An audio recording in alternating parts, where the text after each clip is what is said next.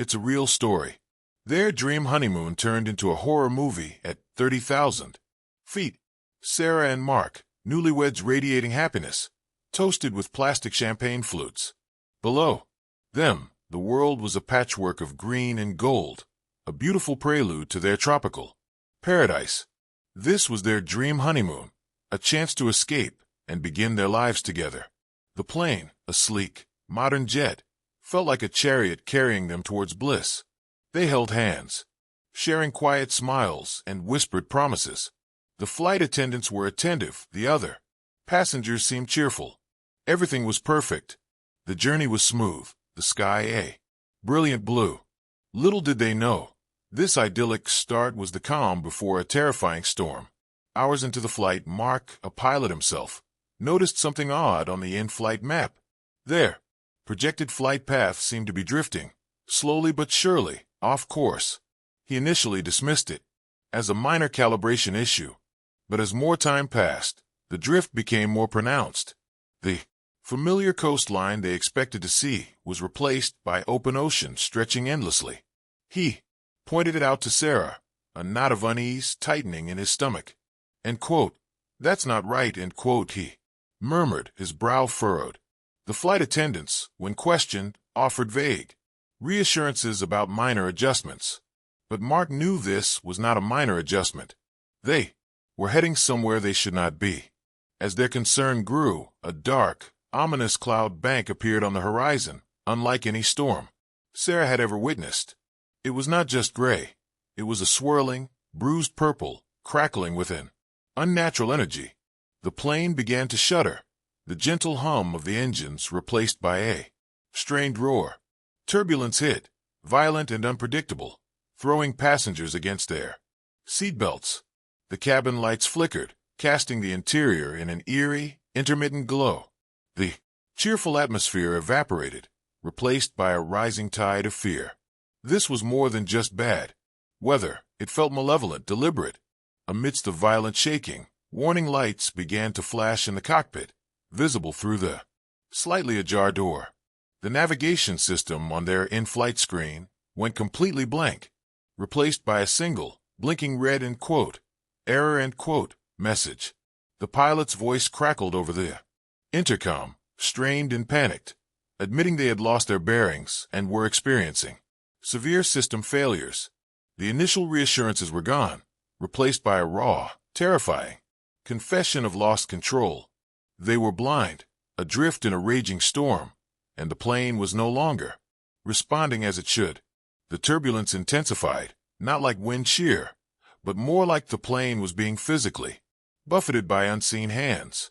Objects flew through the cabin, luggage spilled from overhead compartments, and the screams of terrified passengers mingled with the roar of the storm. Sarah and Mark clung to each other, their honeymoon dreams a distant memory, replaced by a desperate fight for survival. The storm outside seemed to have a life of its own, lashing at the plane with a deliberate fury. This was not nature, it felt like an attack. Through the cockpit door, now fully open, they saw the pilots wrestling with the controls, their faces pale with fear. One of them was yelling into the radio, his voice cracking, but only static. Answered. The other was staring at the blank screens, his eyes wide with a chilling realization. He was not just scared. He was terrified in a way that suggested he understood something far more sinister was happening than a simple malfunction. His terror was contagious, spreading like wildfire through the cabin. Despite the violent storm, fleeting glimpses out the window revealed a landscape that was increasingly alien. The familiar blue of the ocean was replaced by swirling, unnatural colors.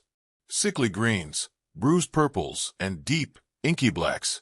Strange, jagged rock formations pierced the storm clouds, formations that should not exist.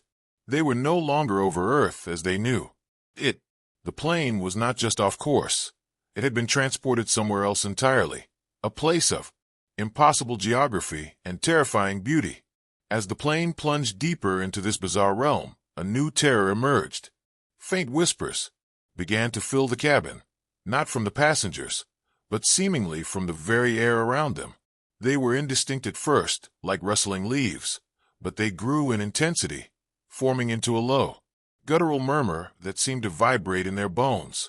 The whispers were unsettling, foreign, and filled with a chilling malevolence. They were not just lost. They were in a place that was alive, and it did not welcome them.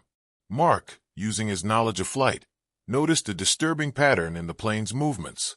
Despite the apparent system failures and the pilot struggles, the aircraft was still being steered subtly but firmly. It was not random. It was being guided, almost as if by an invisible hand. The storm was not just a natural phenomenon. It was a veil, concealing the true force that was manipulating the plane. They were not just lost. They were being herded towards a terrifying destination. The whispers coalesced, forming into a unified, chilling sound that seemed to emanate from everywhere at once. The shadowy forms began to appear, flickering at the edges of their vision.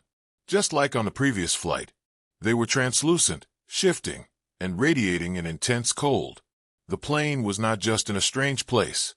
It was in a place inhabited by something ancient and powerful, something that had taken control of their flight.